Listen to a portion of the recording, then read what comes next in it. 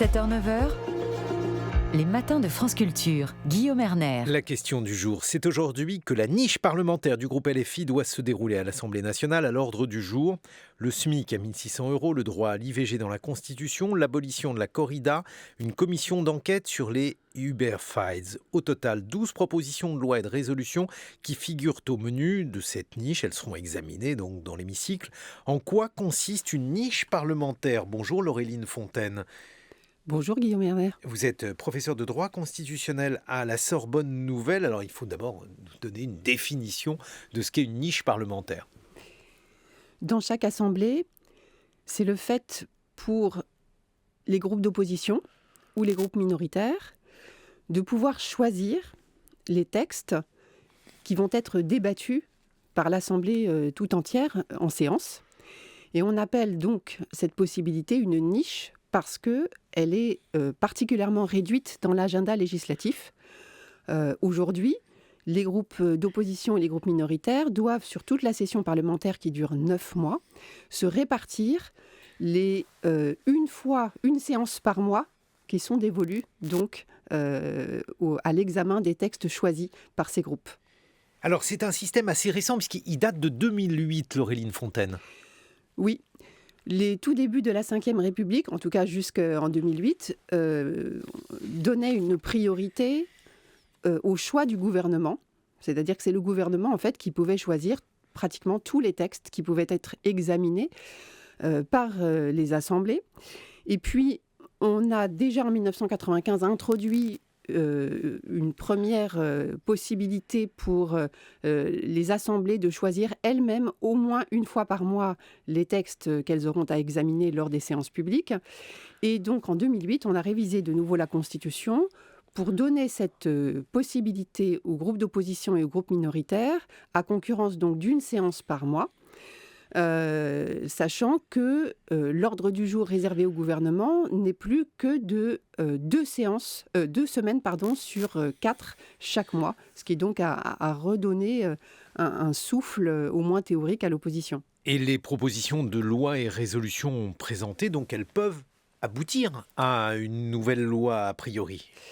Oui, elles peuvent théoriquement. Théoriquement, parce que, comme la niche parlementaire l'indique, c'est une séance.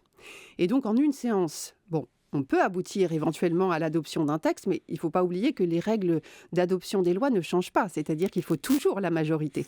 Donc, les groupes d'opposition et les groupes minoritaires étant par définition hors de la majorité, il faudrait qu'ils puissent réunir celle-ci pour faire adopter le texte. Et encore, cela ne serait qu'en première lecture, parce que le travail ne serait pas fini. Bien sûr. Donc, on peut aboutir à l'interdiction, par exemple, de la corrida.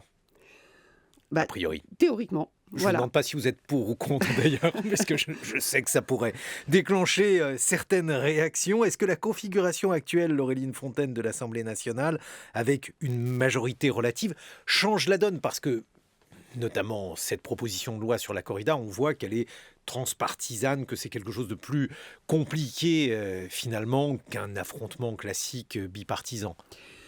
Oui, pour le coup, l'usage des niches parlementaires peut faire l'objet de ce qu'on peut appeler couramment des coups médiatiques. Et d'ailleurs, ça marche puisqu'on en parle beaucoup aujourd'hui. Et on peut dire que l'intelligence peut-être aujourd'hui du groupe LFI, c'est justement de s'intéresser à des questions qui sont dites de société et qui en effet traversent souvent les différents camps. Bon, cela dit, encore une fois, l'interdiction de la corrida alors c'est une autre question, la constitutionnalisation de l'IVG. Vous ne voulez pas vous prononcer sur le fond, je le sens. Disons qu'on va dire que je ne suis pas là pour ça. Mais en tout cas, oui, c'est un sujet quand même qui est délicat et qui ne sera de toute façon pas débattu en une fois. Si tant est qu'un texte était adopté, ce que je ne crois pas pour le coup, il faudrait ensuite qu'il soit de nouveau mis à l'agenda, à la fois au Sénat ensuite, puis de nouveau à l'Assemblée nationale. Et soit les LFI, par exemple, profitent de sa nouvelle niche, soit elle ne le peut pas.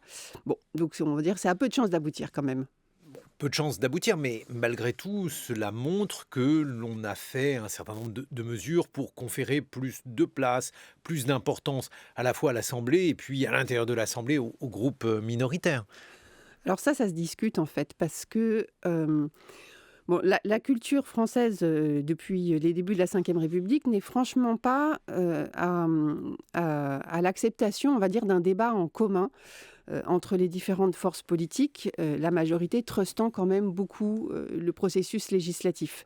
Alors quand je dis que la majorité truste le processus législatif, ça signifie que le débat est presque mort-né, et pratiquement tous les groupes d'opposition l'ont compris depuis longtemps, qui ont donc un peu un usage peut-être surmédiatique des possibilités qu'ils ont, parce qu'ils savent très bien qu'ils ne vont pas aboutir à une quelconque adoption en général d'un projet. Alors ça peut arriver, néanmoins. C'est vrai que le gouvernement parfois fait quelques efforts. Il fait des efforts lorsqu'il y a on va dire une ambiance de compromis, ce qui ne semble pas être visiblement le cas s'agissant de la France insoumise. Vous voulez dire que c'est plus une chambre d'écho qu'une chambre parlementaire, et que les groupes minoritaires utilisent l'Assemblée pour faire entendre leur point de vue, tout en sachant que cela n'aboutira pas sur le plan législatif? Mais oui, c'est regrettable, mais c'est la réalité. Dans la mesure... alors ça a été C'est accentué. regrettable, mais à la fois c'est la règle majoritaire, puisque vous êtes enseignante en droit constitue. Oui, c'est la règle majoritaire, mais ce n'est pas une règle qui est suivie dans tous les pays, pour le coup. On a deux grands voisins qui nous donnent un exemple très différent. Il y a l'Allemagne, évidemment, qu'on cite toujours d'un côté, où la culture de la coalition est telle que pratiquement chaque groupe parlementaire est à un moment ou à un autre amené à participer à l'élaboration des lois, à proposer des sujets, parce que il fera partie d'une coalition dominante à un moment donné.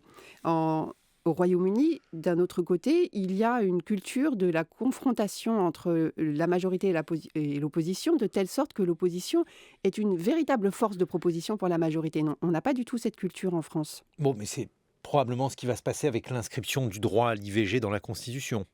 Mais là encore, on voit que les assemblées sont quand même un milieu très concurrentiel, puisqu'il y a la proposition de LFI aujourd'hui, et il y aura la proposition d'Aurore Bergé lundi prochain sur la même question.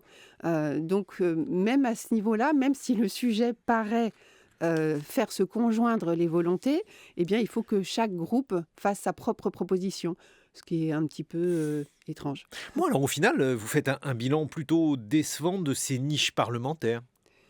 Elles font parler, c'est une chose. Est-ce qu'elles influent réellement sur le travail législatif ? Je crois qu'on peut se poser légitimement la question. Et y répondre, semble-t-il, Voilà. plutôt non, Ouais, c'est ça. d'après ce que vous venez de nous dire. Merci beaucoup, Laureline Fontaine. Je renvoie à votre blog ledroitdelafontaine.fr, et l'un des ouvrages que vous avez dirigé, Lire les Constitutions, c'est aux éditions L'Harmattan. Merci d'avoir été avec nous ce matin.